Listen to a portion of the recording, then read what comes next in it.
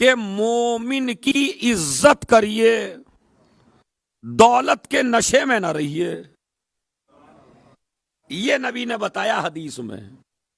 فرماتے ہیں، بلکہ میں نے تو یہاں تک حدیث پڑھی امام کی، کہ اگر کوئی سلام کرنے میں امیر کو سلام کرے تو الگ انداز میں اور غریب کو سلام کرے الگ انداز میں، تو امام فرماتے ہیں سب سے زیادہ اللہ غضبناک اس انسان پہ ہوتا ہے جو دولت دیکھ کے سلام کا طریقہ بدل دے. مثلا ایک طرف تو آپ مومن سے نظر السلام علیکم، اور ایک طرف بڑا رئیس آ گیا، اور میاں اٹھ گئے، گلے سے لگا رہے ہیں، وعلیکم السلام ورحمۃ اللہ وبرکاتہ ورحمتہ. عبارت بھی بڑی لمبی کر دی ہے. تو سلام تو اس نے بھی کیا تھا، سلام اس نے بھی کیا تھا. دولت کو دیکھ کے اچھا ہمارے یہاں ایسا نہیں ہے کہ ایسا نہیں ہو، ایسا ہوتا ہے ہمارے یہاں. کوئی غریب سلام کرے تو انداز الگ ہے، کوئی رئیس سلام کر لے اما آپ مولوی بدل جاتا ہے، ہم ممبر والے بدل جاتے ہیں. بس میں یہی کرتا ہوں کہ بات کھلی کھلی کہتا ہوں، بری کسی کو بھی لگے. صلوات بڑھے محمد اور آل بابا پر.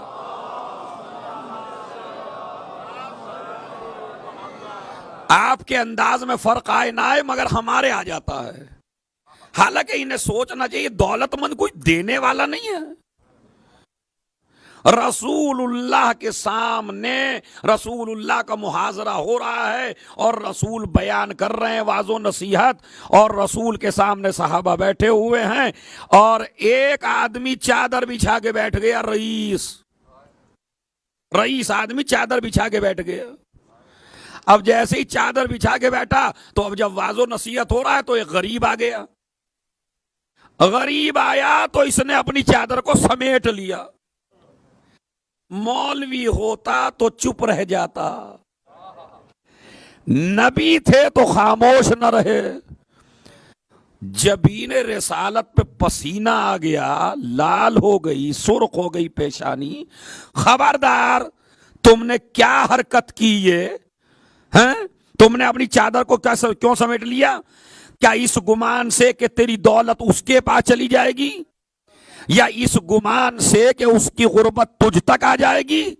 میاں سنبھل کے رہو، دولت بھی اور غربت بھی خدا دیتا ہے. کبھی دے کے امتحان لیتا ہے، کبھی لے کے امتحان. گھمنڈ میں نہ آئیے، آپ بھی عزادار ہو مولا کے. یہ دولت کے نشے میں نہیں آنا بالکل.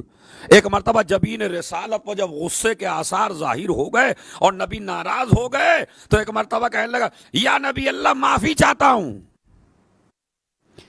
نبی نے کہا پہلے اس سے معافی مانگو.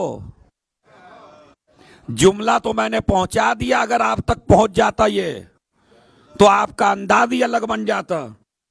نبی نے کہا مجھ سے معافی نہ مانگو، اس سے معافی مانگو. اس لیے کہ مسئلہ اگر یہیں تک ہوتا اور نبی کہتے جاؤ میں نے معاف کر دیا، تو ہم شیعہ اور مسلمانوں کے ہاتھ میں ایک بہترین پوائنٹ آ جاتا کہ نقصان کسی کو بھی پہنچاؤ، معافی مولا سے مانگ لو.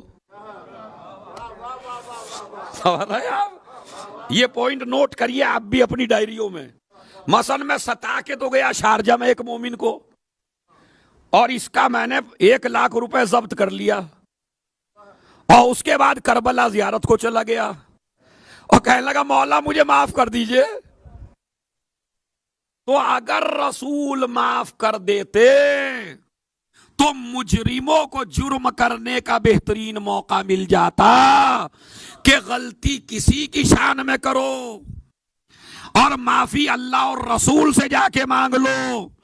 غصب مال کیا میرا، ستایا مجھے، گھر چھینا میرا، امانت میں خیانت ہوئی میرے مال میں. اب کبھی مصلی پہ بیٹھ کے دعا، کبھی کربلا میں جا کے دعا، تو یہ اپنے ضمیر کو بہکائیے گا نہیں. رسول نے کہا معافی مانگنا مجھ سے نہیں ہے، جس کا دل دکھایا ہے اس سے مانگو.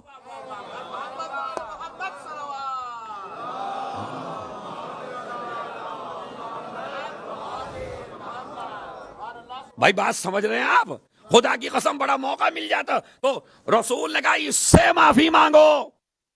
اب کہاں تو اتنا بڑا دولت مند اور کہاں یہ غریب آدمی. مگر عزیزو یاد رکھیے جملہ ایک ہی ہے، خطابت نہیں ہے، پوری تاریخ ہے. ظلم کی خاصیت یہ ہے کہ بڑے بڑے کو چھوٹا بنا دیتا ہے، مظلومیت کی خاصیت یہ ہے کہ چھوٹے آدمی کو بڑا بنا دیتی ہے. مجھے نہیں پتا کس کے دل میں اتر گیا اور کس کے سروں سے اتر گیا. یہ ظلم کی خاصیت ہے کہ آدمی کو چھوٹا بنا دیتی ہے، مظلومیت کی خاصیت ہے آدمی کو بڑا بنا دینا. اگر چادر سمیٹ کے ظلم نہ کرتا تو غریب سے معافی نہ مانگنی پڑتی. جھکا یا نہیں جھکا؟ رسول نے تکبر کو توڑا، معافی مانگ. اب وہ بھی سچا صحابی تھا، غلطی تو ہو گئی. ایک مرتبہ کہنے لگا بھائی مجھے معاف کر دے، مجھ سے واقعاً تیری شان میں غلطی ہوئی ہے، مجھے معاف کر دے. غریب کا دل بڑا ہوتا ہے، کہنے لگا اتنا پریشان نہ ہو، میں نے معاف کر دیا. عزیزو یاد رکھیے جو آدمی غلطی کرنے والے کو جلدی معاف کر دے وہ ہے حسینی. اور جو ناک رگڑوائے اس کا حسین سے کوئی رابطہ نہیں ہے. مطلب ہم جو ہیں مثلا میری شان میں آپ نے کوئی گستاخی کر دی، آپ معافی مانگ رہے ہیں، میں چڑھے جا رہا ہوں. سمجھ رہے؟ تو جو آدمی ایک قانون یاد رکھیے، جتنی جلدی آپ اپنے مجرم کو معاف کریں گے اتنی ہی جلدی خدا تمہاری غلطیوں کو معاف کرے گا. اور جتنا دیر سے آپ معاف کریں گے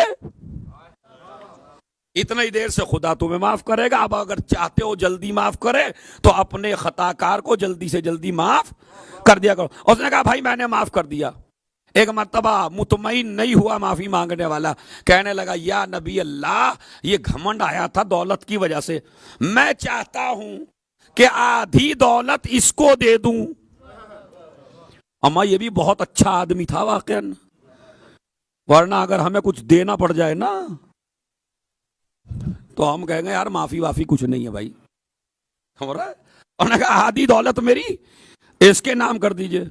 نبی نے کہا اس میں بھی نہیں بولوں گا، اسی سے پوچھ.